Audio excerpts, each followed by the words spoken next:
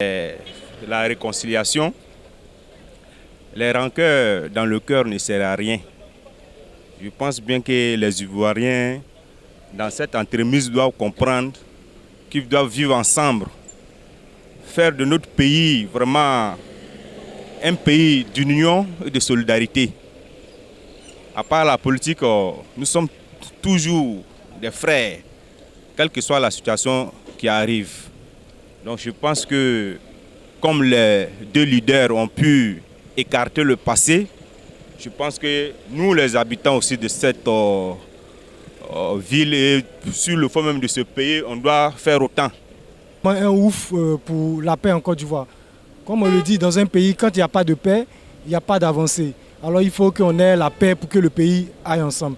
Si M. Laurent Gbagbo qui s'est déplacé aller voir le président Ouattara, c'est vraiment un bon exemple pour nous les Ivoiriens pour aller de l'avant et que la réconciliation soit en marche. Donc je pense que c'est vraiment une bonne idée. Ça a été une très bonne initiative pour l'avancement de la paix dans notre pays, la Côte d'Ivoire. Je suis contente.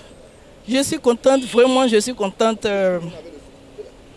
Oui, moi-même je savais que comme ça allait se terminer très bien par rapport à la réconciliation. La Côte d'Ivoire a besoin de ça parce qu'on a beaucoup souffert. On a beaucoup souffert. Non, avec une réconciliation vraie pour aller de l'avant. Comme l'ex-président de la Côte d'Ivoire l'a si bien signifié, que les rencontres étaient plutôt du genre fraternel. C'est-à-dire, le président Alassane et Gbagbo sont des frères. Compte tenu de leurs explications et de leurs différentes interlocutions, j'ose dire que la vision du président Alassane Draman Ouattara et de l'ex-président Laurent Gbagbo vont en parfaite relation.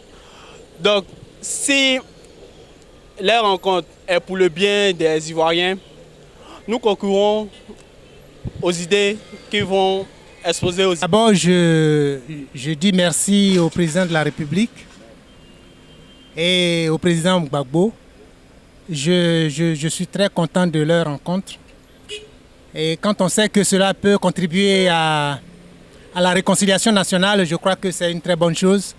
Seulement, ce que je déplore, c'est qu'on aurait pu commencer par là pour éviter ces milliers de morts. C'est ça mon amertume. C'est cela mon amertume.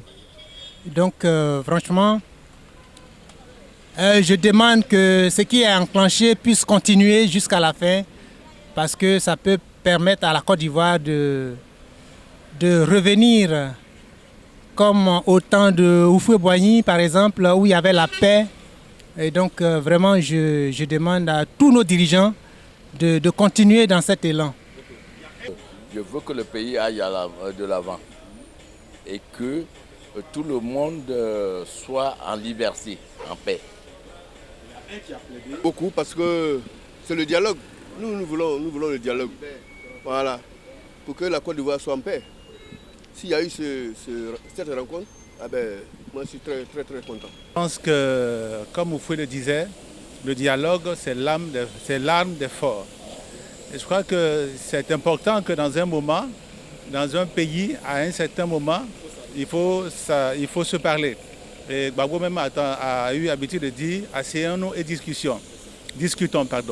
Et je crois que lui-même, ces paroles qu'il a eu à le dire, il est arrivé ici, il a eu à s'asseoir avec Ouattara pour discuter, c'est-à-dire ça va dans le sens de ce que lui veut, ce que la Côte d'Ivoire veut, ce que le président Ouattara veut.